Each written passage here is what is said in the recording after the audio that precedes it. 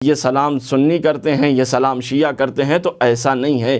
قرآن مجید کی ہمیں اتباع کرنی چاہیے۔ قرآن مجید میں دو چیزیں آئی ہیں، ایک سلام علیکم آیا ہے، ایک سلام آیا ہے۔ سلام علی آل یاسین، سلام علی ابراہیم، سلام علی نوح فی العالمین، تو 7 مرتبہ سلام آیا ہے اور 4 جگہوں پر سلام علیکم آیا ہے۔ تو اب اگر ہمیں کسی کو سلام کرنا ہے تو ہم یا تو ان 4 میں سے 7 میں سے کسی ایک کو کہہ دیں، یا پھر ان 4 مقامات میں سے کسی ایک کو کہہ دیں کہ جب ملک نبی انبیاء کی خدمت میں آتا ہے تو کہتا ہے سلام علیکم، جب مومنین سورہ زمر میں ارشاد ہوتا ہے فَادْخُلُوهَا بِسَلَامٍ آمِنِينَ کہ داخل ہو جاؤ، جنت میں جانے لگیں گے تو ملائکہ جو وہاں ریسیپشن پہ کھڑے ہوں گے، استقبال کے لیے جنت کے دروازے پر کھڑے ہوں گے، تو کہیں گے سلام فَادْخُلُوهَا آمِنِينَ، سلامتی ہو تم پر۔ لیکن دوسری جگہ یہ ہے کہ رضوان جنت مومنین سے یہ کہے گا سلام علیکم فادخلوها، داخل ہو جاؤ اس جنت میں۔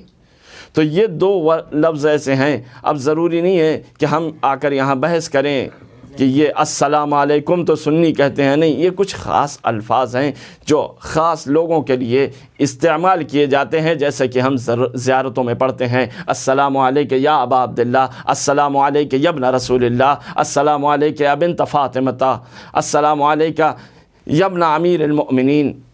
تو یہ سلام جو ہے وہ اختصاص رکھتا ہے ائمہ سے، اس طرح کے سلام ہم کو قرآن مجید نے آئیڈیل دے دیا ہے۔ بحث ہونے لگتی ہے یہ سلام کہنا تو یہ ایرانیوں نے سکھا دیا ہے، اب سارے مولوی جتنے آتے ہیں وہ سلام کہتے ہیں، نہیں، ایسا کچھ بھی نہیں ہے۔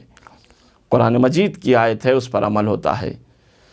یا پھر سلام علیکم کہا جائے کہ گھر میں گھستے ہی جیسے ہی انسان گھر میں گھسے اپنے گھر والوں کو کہے سلام علیکم۔ اب چاہے گھر میں خالی بیوی ہوں، چاہے گھر میں خالی بچے ہوں، چاہے گھر بھرا ہوا ہو، چاہے گھر خالی ہو، کسی بھی صورت میں ہو، جب تم گھر میں داخل ہو تو فسلموا علیہا، ان لوگوں پر سلام کرو۔ یعنی گھر میں اگر کوئی ہے تب بھی سلام کرو، کوئی نہیں ہے تب بھی سلام کرو، اس لیے کہ مومن کا گھر وہ ہے کہ جب وہ گھر سے باہر چلا جاتا ہے تو ایک روایت میں ہے کہ فرشتے اس کے گھر میں آ کر تسبیح و تحلیل کرتے ہیں۔ صلوات پڑھ دے محمد و آل محمد پر۔